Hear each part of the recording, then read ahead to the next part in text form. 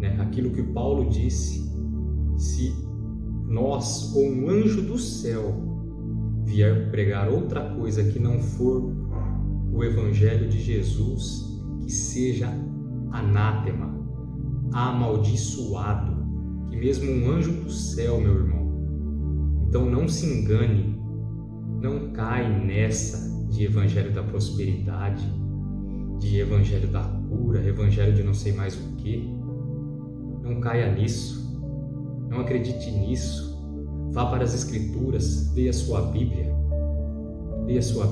não acredite nisso.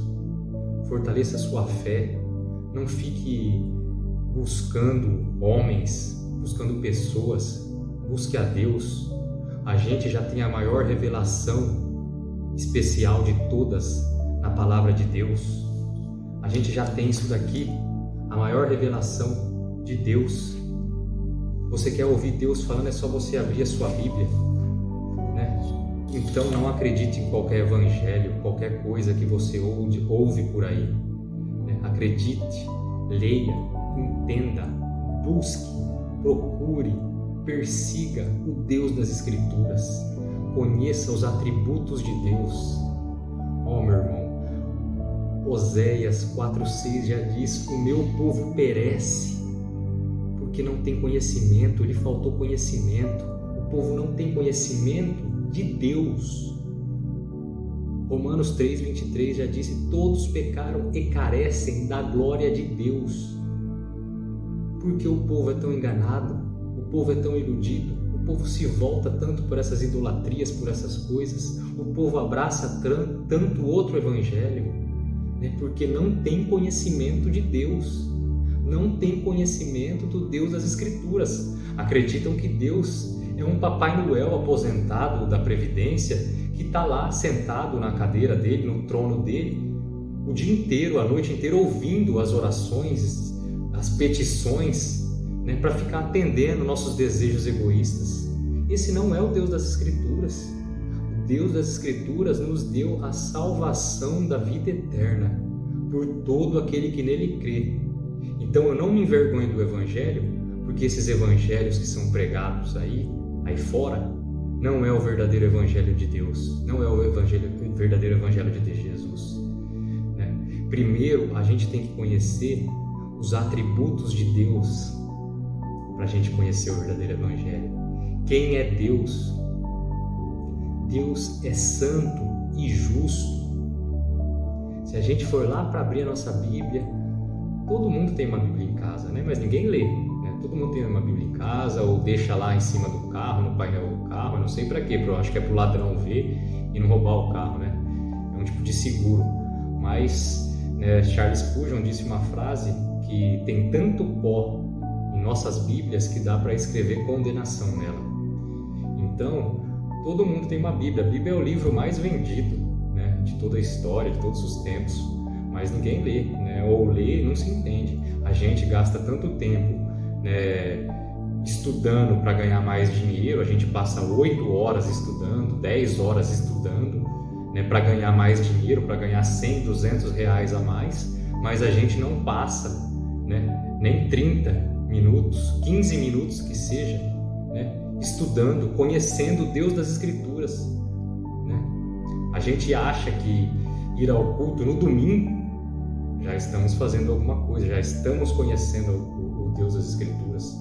Muitos, né, nem vão, apenas acham que apenas assistir o culto pela internet, hoje em dia com o advento da internet, né, os cultos online, que graças a Deus é uma providência de Deus, né, mas muitos acreditam que isso, né, vão conhecer o Deus das Escrituras, não se debruçam nas Escrituras, né, não passam dias, noites estudando as Escrituras.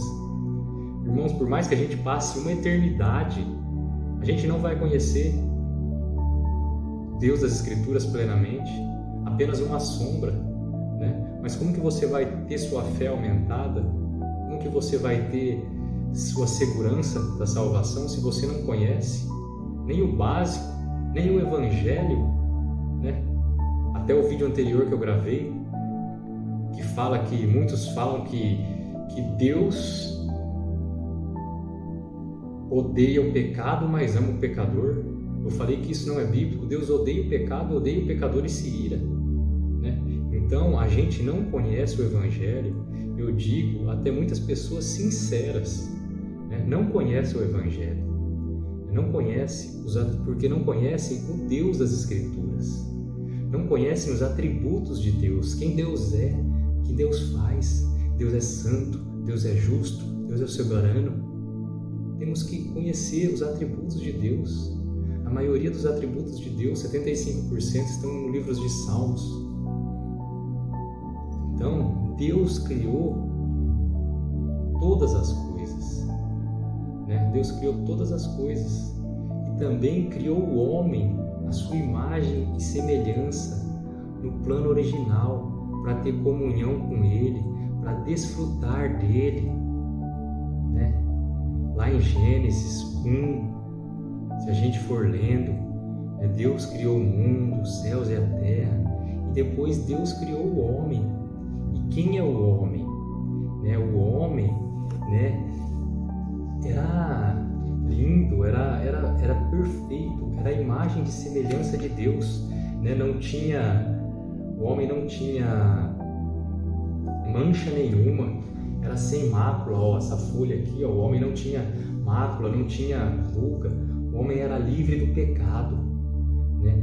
O homem foi feito à imagem e semelhança de Deus, mas veio a tentação, veio a queda e a separação de Deus, e o homem se tornou uma coisa horrível, uma coisa imperfeita. O pecado entrou no homem, e isso que aconteceu com o homem, né? Nós somos pervertidos. Não há quem busque a Deus. A palavra de Deus diz em Salmo: não há quem busque a Deus. Deus olha lá do seu alto trono e não vê todos se desviaram. Se a gente ler o livro de Romanos, ali o primeiro, o segundo capítulo, até meados do terceiro, Paulo gasta todas as suas forças para mostrar que todos se desviaram, que não há um sequer que sirva a Deus. Irmãos, somado a todos os nossos pecados individuais, também trazemos o pecado de Adão. Toda a descendência de Adão está condenada. Se a gente ler lá em Romanos 5, é uma verdade difícil, mas é a verdade. Nós estamos separados de Deus. Houve a queda, estamos separados. E só há um único remédio, só há um único meio. Qualquer religião, seita que pregue a salvação, o acesso a Deus por obras, que seja amaldiçoada. Isso não é o Evangelho de Jesus. Paulo, novamente, eu digo lá em Romanos 1,16, que diz: eu não me envergonho do Evangelho, que é o poder de Deus para a salvação de todo aquele que nele crê. Então veja que a limitação não está no Evangelho, a limitação está na pessoa, né? Então o Evangelho é o único meio de salvação, porque Deus deixou a lei, mas é impossível cumprir toda a lei. Então, se a gente for ver lá os 10 mandamentos, é impossível cumprir toda a lei. Eu não estou falando isso porque eu cumpro a lei, é impossível. Eu sou o pior dos pecadores.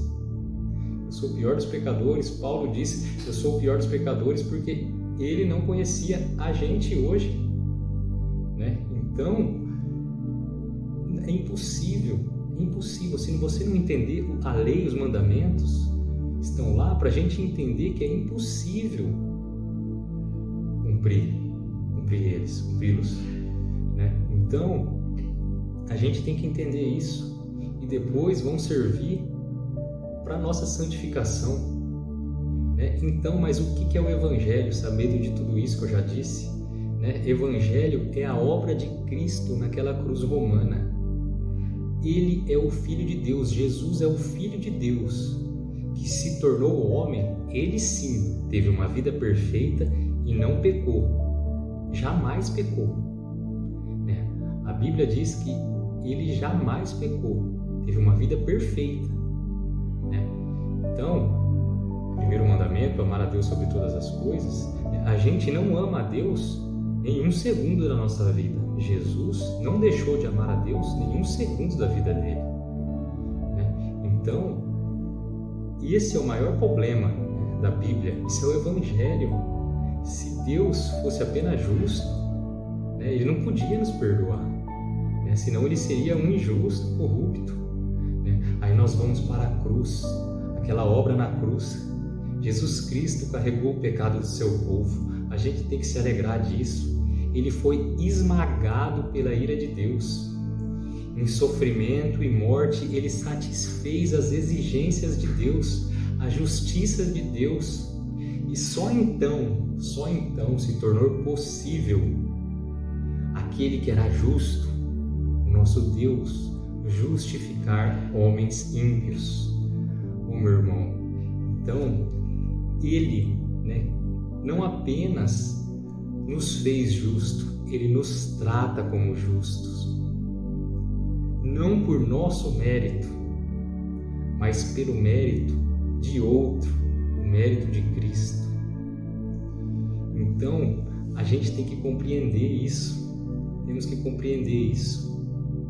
Como que a gente sabe se essa obra de Cristo na cruz foi aceita, que muitos não reconhecem, os judeus não reconhecem? Porque ele ressuscitou dentre os mortos, Romanos 4. A ressurreição de Jesus é a declaração de Deus que o sacrifício foi aceito, que ele tem total expiação sobre os nossos pecados, o pecado do povo dele, escolhido dele. Todo poder e autoridade foram dadas a ele para julgar os vivos e os mortos. Por isso, devemos nos arrepender e crer. Se você não se arrepender e não crer, você não se salvará. Você já está condenado. Situações externas não podem nos salvar. Não podem. O poder não está no batismo, não está na Santa Ceia, não está na liturgia da igreja que você vai, não está em pessoas, não está em oração do pecador, não está em relíquias, não está em placas de igrejas, não está em homens, não está em nada. Nada disso. Somente no poder de Deus, que é nos dado através do Evangelho, mas o Evangelho do Senhor Jesus, o verdadeiro Evangelho. Então, não caia, não abrace outro Evangelho. Seja sincero com você mesmo, pare de se enganar. O verdadeiro Evangelho de Jesus Cristo, só esse pode nos libertar, pode nos salvar, pode nos dar uma nova vida, pode nos fazer nascer de novo. Então, meu irmão, abrace, creia, confie, estude, busque o verdadeiro Evangelho. Se debruce nas Escrituras, leia a sua Bíblia. Você tem uma Bíblia na sua casa, leia a sua Bíblia, busque a Deus, seja sincero para com Deus, ore a Deus, ore a Jesus. Amém? Deus abençoe, um forte abraço.